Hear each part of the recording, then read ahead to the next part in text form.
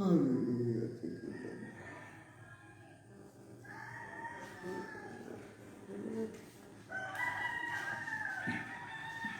Praise the Lord. Magandang umaga po muli sa inyong lahat, mga kapatid.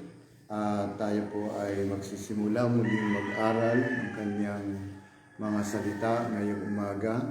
At tayo pong lahat ay patuloy na maging isa sa ating mga pananalangin, sa ating pag-aaral ng salita ng Diyos ngayong umaga. Purihin ang Diyos. At ang atin pong babasahin mga talata sa Biblia at pag-aaralan natin ngayong umaga ay nagsisimula po sa aklat ni Juan. At ito po ay kabanatang 17. Ang talata po ay 20 hanggang ika-22. At tayo po ay bumasa at ng salita ng Diyos at tayo po ay pagkatapos umawit tayo ng isang awitin at tayo po ay manalangin. Praise the Lord. Hallelujah. Purihin ang Panginoon. Magandang panibagong taon po sa lahat. At patuloy na tayo sasamahan ng Diyos sa taong ito. Hallelujah. At kung nakuha na po ng lahat ay samahan po ninyo ako sa pagbasa ng kanyang mga salita sa aklat na ito ng Juan. At mula po ito sa kabanata na 17 at ang talata po natin ay masusumpungan natin sa ika-20 ng talakapit ng aklat na ito at saka po yung hanggang 22. Pinakang bahagi po natin ay yung 21 at verse 22. Ang pag-usapan po natin ay may kaugnayan sa pagkakaisa o unity na napakarami na pong nagturo sa panahon ng unang pa hanggang sa panahon ito ay tinuturo ang kahalagahan ng pagkakaisa. Okay, tayo po ay bumasa ng salita ng Diyos at sabi po sa 20, kung nakita na ng lahat, sabi po ng sulat na ito, hindi lamang sila ang idinadalangin ko ay pati ang mga nananalig sa akin dahil sa pahayag ng aking mga tagasunod. Verse 21, Ama, maging isa nawa silang lahat kung paanong ikaw ay nasa akin at ako'y nasa iyo, gayon din naman maging isa nawa sila sa atin upang ang mga tao sa daigdig ay maniwala na ikaw ang nagsugo sa akin. 22, ibinigay ko na sa kanila ang karangalang ibinigay mo sa akin upang sila'y ganap na maging isa tulad mo at ako na iisa. Praise God. Hallelujah. Mawit po tayo ng isang awit at manalangin tayo sa Panginoon. Awitin po natin yung isang awitin na lumang awitin pero napakaganda at napakabuting awitin ng awitin ito na alam kong diringgin ng Diyos ang ating mga panalangin. Tayo pong lahat ay umawit. Alam kong diringgin ng Diyos ang samot ko. Alam kong diringgin ng Diyos ang samot ko. Hallelujah. Kung ako'y magtatapat sa Kanya ay susunod, alam kong diringgin ng Diyos ang samot ko. Minsan pa, awitin natin may panalangin. Alam kong diringgin ng Diyos ang samot ko. Yes, Lord God. Alam kong diringgin ng Diyos ang samot ko. Yes, Lord. Kung ako'y magtatapat sa Kanya ay susunod, alam kong diringgin ng Diyos ang sa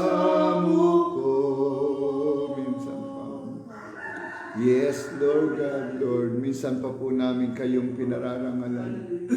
Minsan pa po namin kayong pinasasalamatan sa umagang ito, sa kadakilaan at katapatan niyo sa bawat isa sa amin.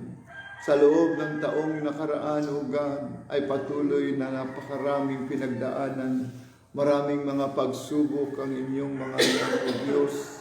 Subalit alam po namin patuloy kaming nagtatagumpay. Hindi po dahil sa sarili namin, kundi dahil sa isang bahagi na kami sama-samang nananatili na patuloy kaming lumalapit sa inyo at itinataas namin ang inyong banal na pangalan. Sapagkat alam namin sa inyong mga salita ay sinabi at isinaad ng inyong salita na ang maningas na panalangin ng mga taong matuwid ay malaki ang nagagawa, O Diyos. Kayo din po nagsaad sa inyong salita na ang mga panalangin ng taong matuwid kaagad ay inyong dinirinig, O God. Kaya kami po sa umagang ito, muli sa panibagong taong ito, ay lumalapit po kami, O God. Nagnanalig po kami sa inyong katapatan, sa inyong kabutihan, na inyong pangako na hindi ninyo kami iiwan at hindi ninyo kami pababayaan. Samahan po niyo kami sa umagang ito ng inyong banal na Espiritu. Liwanagan niyo kami, O Diyos, ng inyong kapangyarihan upang ang inyong mga salita'y maging kapaki-pakinabang sa bawat isa sa amin, O Diyos. Upang sa taong ito na aming bagong haharapin ay patuloy niyo kaming gabayan, samahan, at patuloy na kami makatayo na may katatagan, hindi dahil sa sarili namin, kundi dahil kayo ay kasama namin, O God. Salamat po sa umagang ito. Tinataas namin kayo, pinararangalan, at sa inyo namin ibinibigay ang buong papuri. Ito po ang aming samot dalangin sa matamis na pangalan ni Jesus. Amen and amen. Praise God. Hallelujah. Mga kapatid at mga magulang, tayo pong lahat ay mag-aaral ng kanyang salita sa sulat po ni Juan sa kabanatang 17, talata po nito ay 20 hanggang 22. Ang sulat pong ito ay makita natin na ito'y panalangin ng Panginoon at sa kanyang Ama. At ang unang bahagi po na ipinapanalangin ng Diyos dito ay ang kanyang mga alagad. At hindi lamang iyon, kundi maging ang mga mananampalataya, yung mga nananalig sa Kanya, ay Kanya pong ipinapanalangin. Ano po ba ang panalangin ng Panginoon ayon sa ating binasang talata? Sabi po niya, ito'y para sa Kanyang mga tagasunod. Sabi ng verse 20, hindi lamang sila ang idinadalangin ko, kundi idinadalangin ko pati ang mga nananalig sa akin, dahil sa pahayag ng aking mga tagasunod. Ang mga pinapanalangin po ng Panginoon dito, mga alagad niya, kasama po yung bayan ng Diyos, yung mga mananalig at mananampalataya. Ano po ang isang makikita natin sa layunin ng panalangin ng ating Panginoong Jesus? Tingnan natin ang verse 21. Sabi niya, Ama, maging isa nawa silang lahat, kung paanong ikaw ay nasa akin at ako ay nasa iyo, gayon din naman na maging isa nawa sila sa atin, upang ang mga tao sa daigdig ay maniwala na ikaw ang nagsugo sa atin. Ano po ang kahalagahan ng ipinapakita ng verse 21? Sa panalangin ng Panginoong Jesus, nasabi po niya ay, Aman, maging isa nawa silang lahat. Kung paano ikaw ay nasa akin, ako ay nasa iyo, gayon din naman maging isa nawa sila sa atin, upang ang mga tao sa daigdig ay maniwala na ikaw ang nagsugo sa akin. Ang isang napakagandang bahagi po dito, mga kapatid, ay yung salitang maging isa tayo. Yan, maging isa tayo gaya na sa Panginoon. Bakit? Sapagkat sabi rito, unang nakikita po natin ay upang mga tao sa daigdig ay maniwala na ikaw ang nagsugo. Kapag tayo po ay nakikitang may buklod, magkakaisa sa panalangin ng Panginoon ay hindi maging isa, kundi maging talagang tayo ay maging isang katulad nila na iisa. Sapagkat kapag ka po nakikita sa atin yung pagkakaisa, Ang una pong nabibigyan ng kaluguran, bigyan po ng kaluwalhatian ay ang Panginoon. Ako po'y naniniwala lahat po ng pananampalataya, mga pastor, saan mang lugar, lagi pong nagtuturo ito ng pagkakaisa. Sapagkat yun ang layunin ng Diyos, yun po ang naisi ng Panginoon na tayo po'y maging isa na tulad nila na iisa.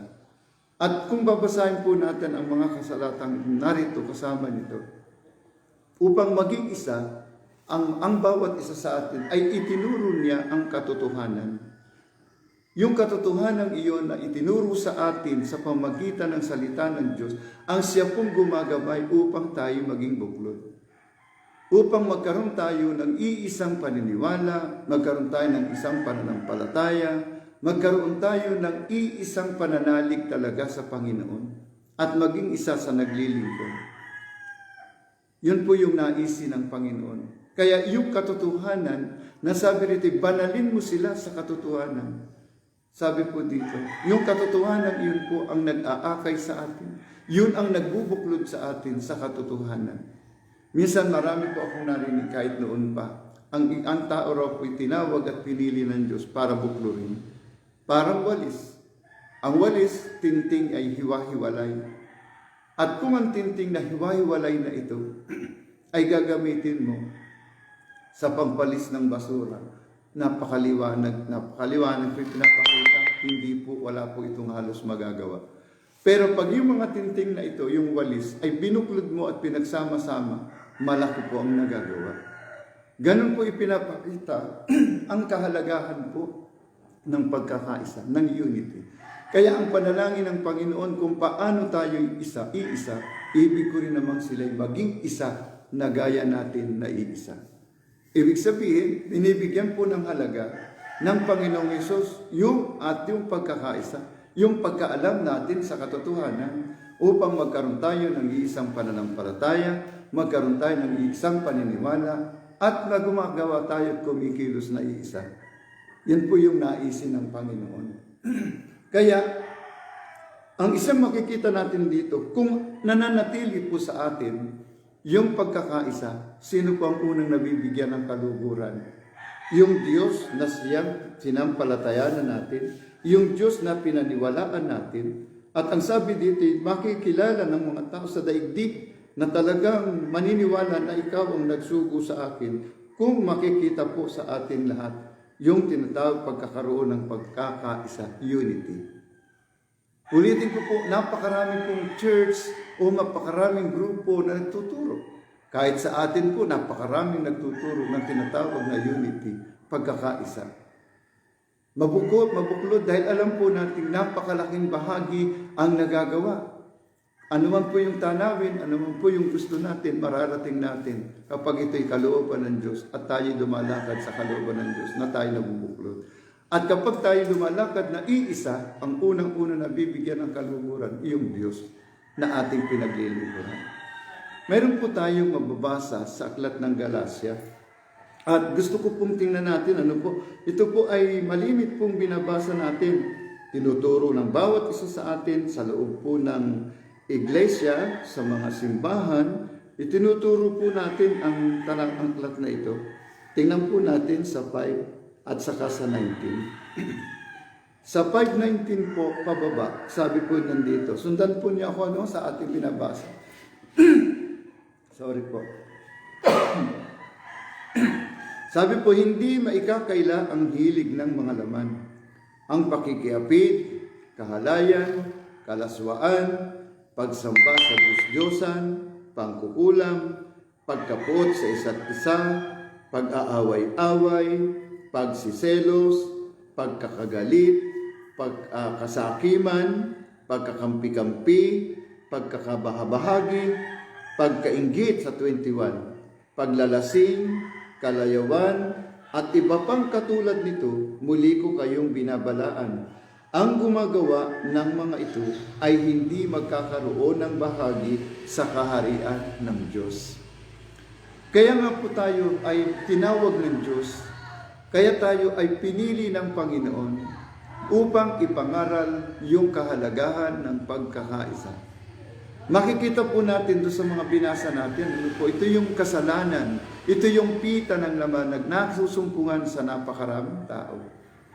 Ano po, napakaraming kasalanan. 15 po yung kasalanan nakalagay dito.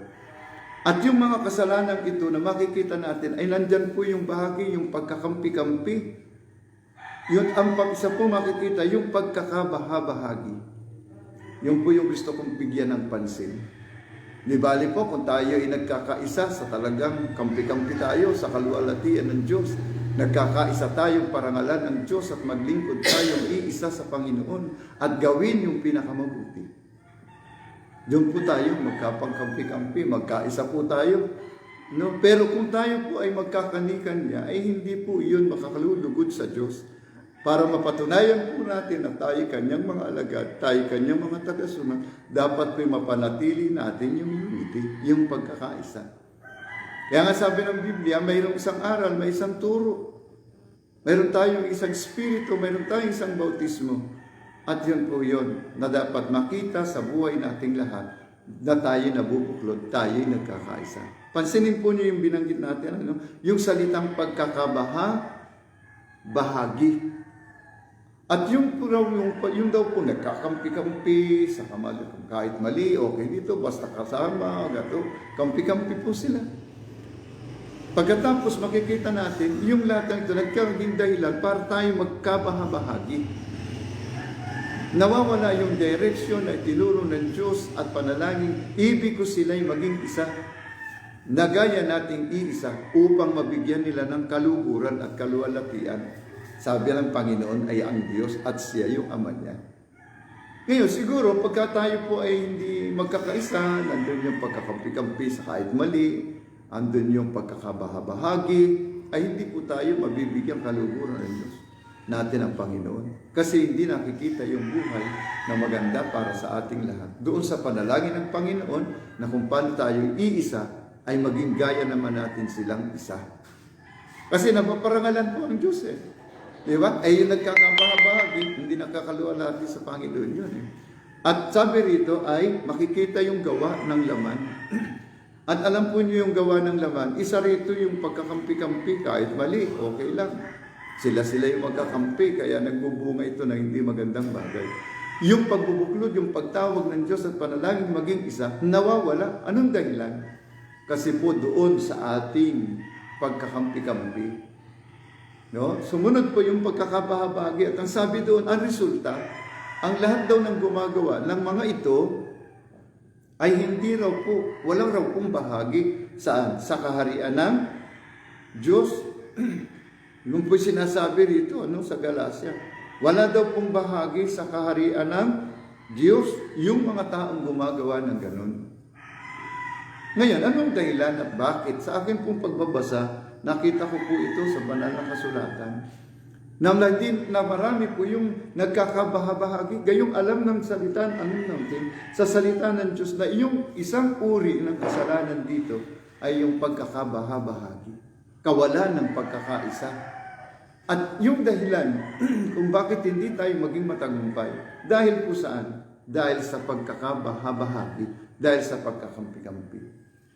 Isang pastor po yung narinig ko nang sabi niya, pag-aralan daw po natin sa Pilipinas ang mga church ng mga born-again Christian. Mabibilang daw po natin sa ating daliri ang alin? Yung pong malalaki at malalagong simbahan, iglesia. Bakit? Anong dahilan po? Mabibilang kasi pagkaraw po yung nagkaroon ng 100, 200 miyembro, nagkaroon ng ganito. Pag hindi nagkakaintindihan, asa po nagpupunta? Naghihiwalay, lumaalis. Nawawala yung buklod. Ano po resulta ng pagkakahiwalay? Di po ba, samaan ng loob, tampuhan, yung binuo, yung pinag-isa, pinaghihiwalay. Ay ang kalooban ng Diyos, kaya tayo tinawag, tinirang tayo buklurin. Minsan nagkaroon po ako ng isang dinaluang seminar. Alam niyo ang katuwiran ng iba nung kami nag-uusap-usap dito. Sabi niya, mabuti na yung gano'n, nagkakahiwa-hiwalay kasi yan ang kalooban ng Diyos para lalong lumago ang gawain ng Panginoon. Sabi ko naman, parang hindi kalooban ng Diyos yun At kung ang ikukumpara ang iglesia ay sa pamilya, kapag ang anak ay nag-asawa ay mamamahay, walang lalagong iglesia. Pero ang pinakamarami daw po sa atin, sa atin, ay yung maliliit na simbahan. Small church lang dumarating. Small church ang marami. Bakit? Kasi nagkaroon ng 100, nagkaroon ng 120, nagkaroon ng 200. Pagkatapos maghihiwalayan. Anong dahilan kaya? Ang panalangin ni Jesus, ibig ko sanang kayo'y maging isa na gaya nating iisa. Nabuklod na nga pinagsama-sama na Pagkatapos, anong dahilan po? Naikli lang po yung oras natin, pero may mga verse po ako dito, may mga talata po tayo na dapat sana'y mabasa nating lahat para maintindihan po natin na yung pagkakabahagi, yung pagkakampi-kampi ay hindi kalooban ng Diyos. Ang napakalaga, yung tayo'y magkaroon ng isang turo, isang aral, magkaroon tayo ng isang bautismo, mayroon tayong isang Diyos. Kasi kung tayo kumikilos at gumagawang iisa at ang layunin natin ay yung bigyan ng karangalan at papuri ang Diyos, mananatili po tayo, nabubuklod, nagkakaisa tayo. Bakit? Kasi si Kristo ay nasa atin at malinaw sa atin. Yung mga salita ng Diyos na yung nagkakabahabahagi, nagkakampi-kampi, walang bahagi sa banal na salita na. Gusto po yung sulat dito sa aklat ng mga taga-Galacia. Ngayon, ano po yung dahilan? Bakit kaya po nangyayari ito? Pansinin po natin sa aklat ng Roma. Dito po tayo, may lang po yung oras natin at kinukuha ko lang po yung mga point na gusto kong maunawaan natin kung paano yung kahalagahan ng papanalangin ng Panginoong Yesus doon po sa tayo magkaroon ng pagkakaisa. Ano ang isang bagay na sumisira dito? Tingnan po natin sa aklat ng 16 mula puro sa may 17. Ano po sinasabi rito? Mga kapatid, nakikiusap ako sa inyo, mag-ingat kayo sa mga pasimuno ng mga pagkakampi-kampi at sanhi ng pagtalikod dahil sa pagsalungat nila sa mga aral na tinanggap ninyo, iwasan ninyo sila. Ang mga taong gayon ay hindi naglilingkod para kay Kristo na Panginoon natin sa 18, kundi para sa pansariling hangarin. Inililigaw nila ang mga may mahinang pag-iisip sa pamagitan ng kaakit-akit at matatamis nilang pangungusap. Ang binabanggit po sa ating binasa rito ay, mga kapatid, nakikiusap ako sa inyo, sabi ng sulat ni Apostol Pablo, mag-ingat kayo sa mga kapatid na pasimuno ng mga pagkakampi-kampi. Sa isang salin po, pag tinignan natin itong bahagi na ito, ay pagkakabahabahagi. Na sabi po rito, mga kapatid, makikiusap sa inyo ang mag-ingat kayo sa mga pasimuno ng pagkakampi-kampi. Nasanhi ng pagtalikod dahil sa pagsalungat nila sa mga aral na tinanggap ninyo. Ang sabi po rito, iwasan ninyo sila. Ang dahilan po sa isang salin na basa ko, dahil sa kanilang mga nais, doon sa kanilang mga sariling layunin. Ito po yung dahilan. Sabi ng Word of God sa 17, alam na natin yung katotohanan. At itinuro na sa atin ang katotohanan. Kaya kung paano tayo iisa, sabi niya, ay maging gaya natin silang iisa. Magkaisa po tayo, mabuklod tayo katulad ng walis. Ako po'y naniniwala sa lahat ng mga nasa atin, magtatagumpay po tayo at mararating natin yung patuloy na paglago at pagsulong ng iglesia.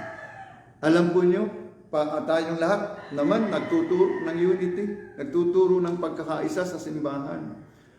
Tinuturo natin na huwag tayong magkabahabahagi, pero mayroong dahilan at anong dahilan kung bakit. Una siguro, ito isang gawa ng Diablo. Pangalawa, yung pagsunod natin sa ating sarili. Ano yung gusto natin? May gusto tayo at yun ang nagiging dahilan kung bakit nawawala yung pagkakaroon ng unity. At yun po'y kabiguan. Kaya yung minsan, dito po ako magtatapos sa maikling pansalitang ito. Kaya yung paglago, lalago yung iglesia, aabot tayo ng ganitong bilang, pag hindi nagkaintindihan, ayun, maghiwalay, split yung iba, iwalay dito. Bakit? Mayroon kasi hindi nasunod na gusto niya. Kaya yung unity, yung pagsasabi ni Jesus Christ, na pararangalan natin ang Panginoon kung tayo'y lalakad na maging gaya nilang iisa. Kung tayo pong lahat ay magkakaisa, at susunod din natin ang kalooban ng Diyos, magtatagumpay po tayo. Kaya yung church, kaya nananatiling small church lang, kasi yung mga na-training, yung na-disciple, yung mga naturuan, yung napalago sa gawain, pagdating po ng panahon, pag hindi mayroong gusto na hindi nasunod, ang mangyayari, split na yung iba, aalis na yung iba. Ang tanong, ano ang resulta? Yung pastor na nagturo, na nagsimula doon sa maraming mga pinagtiisan, pinaghirapang tinuruan, sinanay, dinisciple para magamit, nung nagagamit na sa Panginoon, nung nagtatights na, nung nag-iikapo na, noong nagtuturo na, nagbabible study na, ano pa nangyayari? Aalis po sila doon. At ang mangyayaring resulta sa loob ng iglesia, bababa po ulit ang bilang. Pangalawa, nawala na yung bilang, bumaba na yung bilang, bumaba rin ang income. Ang resulta po yun sa loob ng iglesia. Balik uli. At yung lahat ng nawala na mga leader ng simbahan, nakatuwang at katulong ng pastor sa pagpapalago, pinagtiisan, tinuruan, sinanay, ayun po. Mangyayari, balik uli sa dati. Ano po mangyayari? Magsisimula uli sa isang panibagong pagsasanay at pagtuturo ang leader ng simbahan upang makapagpatuloy yung gawain ng Panginoon. At yun po yung nakita ko sa maraming mga church, sa maraming lugar. Hindi lamang tayo, sa iba't ibang church, marami po ang nag-i-split, maraming humihiwalay. Dahil saan? May mga bagay na gusto na hindi nasusunod. Pero ang Panginoon, sinabi na sa atin ang katotohanan. At ang sabi, marami ang pwedeng naging dahilan. Dahil sa kanilang sariling nais. Doon sa sarili niyang gusto. Hindi yung gusto ng Diyos. Kaya mahalaga po mga kapatid yung gabay ng Holy Spirit. Mahalaga po yung gabay ng salita ng Diyos. Para tayo mabuklod. Kaya dahil ito, yung paglago ng simbahan, kasi panibagong training lahat. Tinan po diba nabi ng Diyos sa church growth. Ano ang layunin ng church growth? Lumago. Ang layunin, mag-training, magsanay. Pag nasanay na, tagamitin mo yung mga taong yun. Pag nagamit mo na, lalago yung gawain kasi nagkakaisang kumikilos gumagawa. Di ba? Pagkatapos noon, dahil lamang hindi nagkaintindihan, sumama ang loob, mangyayari po yun, mag-i-split na.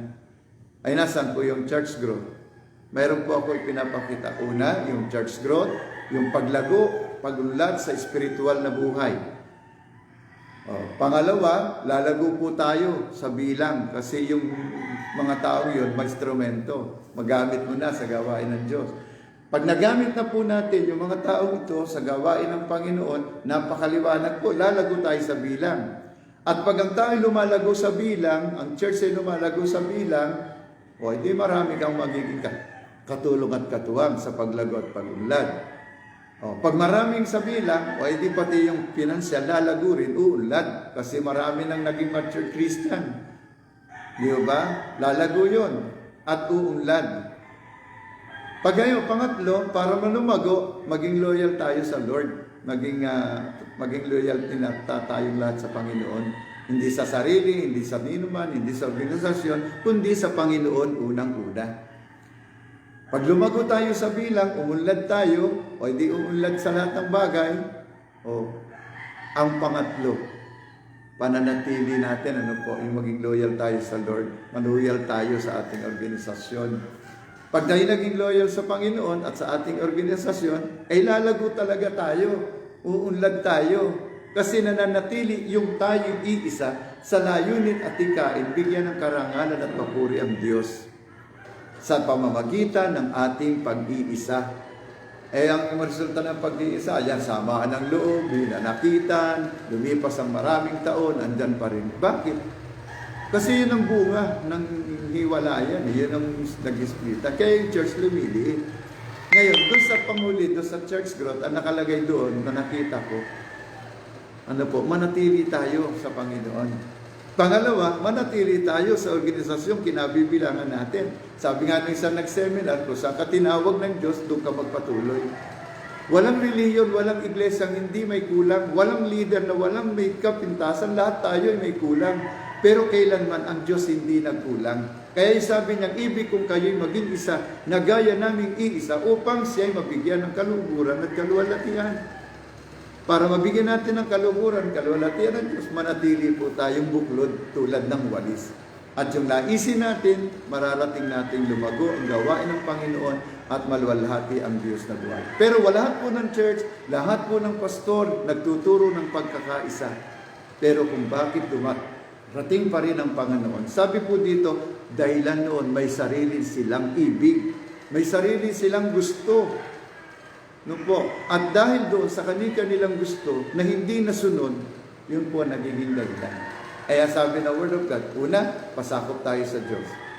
Paano natin papatunayan yun? Para mag-isa. Di susunod tayo sa kung ano yung palatuntunan ng Diyos. Saan sa banal na kasulatan, sa Biblia, mababasa po natin na kapag sumama ang loob mo, umalis ka na. Di ba? Para daw pamilya, pag nag-asawa ang anak, mamamahay. Ay kung sa loob ng simbahan, ay yun ang paiiralin natin. O kung may 10 na training, may 10 marunong doon. O pagka yung mamaaloob, hiwalay, aalis na yun, ubus ang leader ng church. Ang napakalaga po, yung panalangin ni Jesus. Nasabi ng panalangin ng Panginoon, tayo pong lahat ay maging isa na gaya nilang iisa upang luwalhatiin yung Ama na nasa langit at yung Panginoon sa pamagitan ng ating buklod at pagkakaisa. Kasi doon makikita ang pagkakaisa, yung pananatili, patuloy na tayo ay maglilingkod. Marami pong mga verse na gusto kong basahin tungkol sa bahaging ito, pero napakaikli ng oras natin. Pero walang leader na hindi niya gustong umulad ang iglesia. Walang leader na nagagalak ng iglesia, nawawasak ang iglesia, nagkakahiwa-hiwalay. Ang iglesia ang ibig ng Diyos at ng mga leader, mabuklod tayong tulad ng walis upang tayo makapagbigay unang kaluguran sa Diyos, masunod natin ang kalooban ng Panginoon at sa gayon magiging pagpapala tayo sa Diyos. Magiging pagpapala tayo sa maraming mga tao sapagkat tayong lahat ay nananatiling buklod at nagkakaisa. Alam niyo ang sekreto, mabuklod tayo, maging isa tayo at hindi natin sundin ang ating sarili. Ang gagawin natin yung kalooban ng Diyos. Maikling oras po, pero napakaraming verse po ito na gusto kong ipakita yung layunin ng Diyos sa pagkakaisa. Yun ang layunin ng Diyos ay lumago ang gawain, maraming magkaroon ng kaligtasan. Pero dahil sa kanilang gusto, sa kanilang sarili, nagiging dahilan ito upang ang gawain ng Diyos ay manatiling napakaliit at hindi lumalago ang bawat simbahan. Bakit? Dahil po doon sa hindi, kaunting tampo, kaunting sama ng loob, iisipin aalis. Naalala ko yung turo ng isang pastor sa amin dito po. Marami daw pong mga Kristiyanong tipaklong. Narinig ko po yun sa mga pastor nung araw namin, nung kami bago-bago. Marami daw mga members na tipaklong. Talon ng talon. Pag hindi nagustuhan, ang sinabi ng pastor, pag sumama ang loob sa pastor, talon. Pag hindi nagustuhan at may gustong iba, talon. Kaya, tipaklong daw po yung ganun, talon ng talon. At yun po yung natanim sa isipan ko yun. Ang mga Kristiyano dapat loyal sa Panginoon at loyal sa Kanyang salita at loyal sa Kanyang organisasyong pinabibilyangan sapagkat hindi kalooban ng Diyos ang Kristiyano maging tipaklong. Amen po, talon ng talon. Tayo magpatawaran kung may pagkukulang sa taong ito, magmahalan tayo, magpanalangin tayo, at ang pinakamagandang harapin natin, mabuklod at maging isa tayo sa ikaluluwa natin ng Diyos na ating pinaglilingkuran. Maraming nagtuturo na maging ilaw at halimbawa tayo ng mundo, pero kung minsan po ay nawawala yun dahil saan? May sariling gusto ang tao. At dahil doon, yun ang nagiging dahilan ng pagkakalayo-layo, pagkakahiwa-hiwalay. At ang resulta, samaan ng loob, hinanakitan. Sa taong ito po, kung may nangyaring ganun sa atin sa nakaraang taon o ano paman, sa loob ng iglesia, mga kapatid na hindi nagkakaintindihan, mga kapatid na nagkaroon ng samaan ng loob, kapatid, tinawag tayo ng Diyos para maging isa upang ang Diyos na ating nakilala ay mabigyan natin ng kaluguran. Maging isa tayo sa lahat ng bagay, alinsunod sa Kanyang salita, sa Kanyang kalooban. Amen? Loyal tayo sa kanila, sa Panginoon. Pangalawa, maging loyal tayo sa ating organisasyon. At ang panghuli, manatili tayo hanggang sa dulo ng ating paglalakbay, ng ating paglilingkod. Amen? At kapag yun po ang ginawa natin, tandaan po natin, ipapakita natin yung pagkakaisa natin at bubuklodin at maglalago tayo. Tandaan po nyo, sabi ng aklat na binasa natin sa Galacia, napakaliwanag po ng binanggit. Yung nagkakampi-kampi at nagkakabaha-bahagi. walang bahagi sa kaharian ng Diyos. Naalala ko po yung Matthew 7:21, hindi ang lahat ay papasok sa kaharian ng langit, kundi ang gumaganap ng kalooban ng kanyang Ama sa langit. Hindi po kalooban ng Diyos, palagay ko, yung magkahiwa-hiwalay tayo. Ang kalooban ng Diyos, mabuklod tayo. Amen?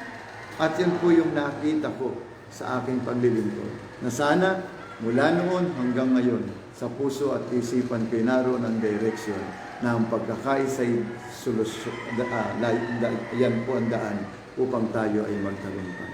Di po tayo perfectong tao. Lahat tayo may pagkukulang, lahat tayo may kahinaan. Pero si Jesus ang tingnan natin, tayo po'y magtatagumpay. Sa aklat ng Hebreo. Amen po? Amen.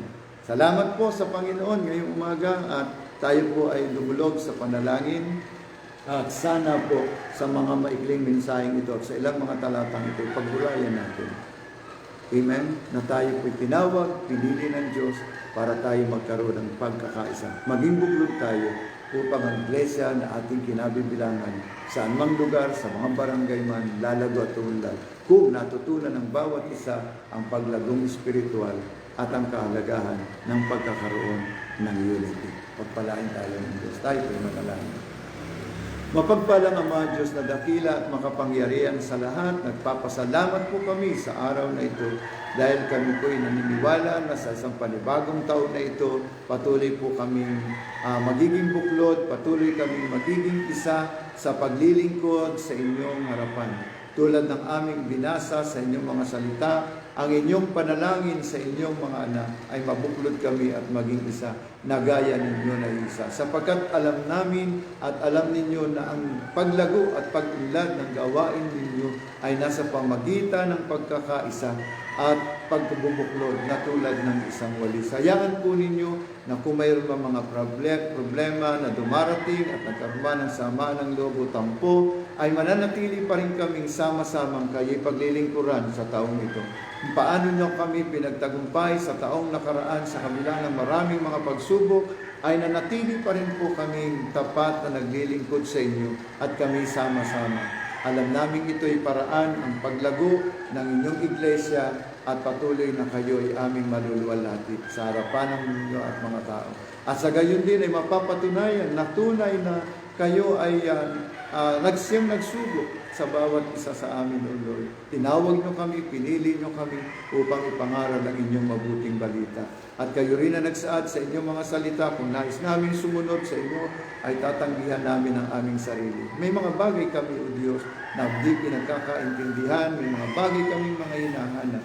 Pero kayo, Panginoon, ay sapat sa lahat ng bagay. Samahan nyo kami ng inyong banal na Espiritu upang kami ay magabayan nyo sa napakaraming mga tuntunin sa paglilingkod na mayroong pagbubuklod, pagkakaisa. Upang ang iglesia ay lumago at umunlad, hayaan nyo kami manatili na kami maging loyal sa inyo. Pangalawa, maging loyal kami sa aming organisasyon at patuloy kaming manatili hanggang sa dulo ng aming paglilingkod. Hanggang sa inyong pagbabalik ay madatnan yung kami sama-samang naglilingkod sa inyong harapan. Sa taong ito, dinadalangin namin ang lahat ng aming mga leader ng aming bansa, gayon din ang leader ng aming organisasyon, lahat ng mga pastor, mga ordained at missionary, at gayon din sa mga personal workers, sa mga leader ng simbahan, sa mga members sa loob ng iglesia, sa buong bansa, sa buong mundo, naway maunawaan namin ang mas malalim na kami ay kailangang magkaroon ng pagkakaisa upang ang inyong panalangin na kami maging isa na gaya ninyo ay mabuklod hanggang sa inyong muling pagbabalik.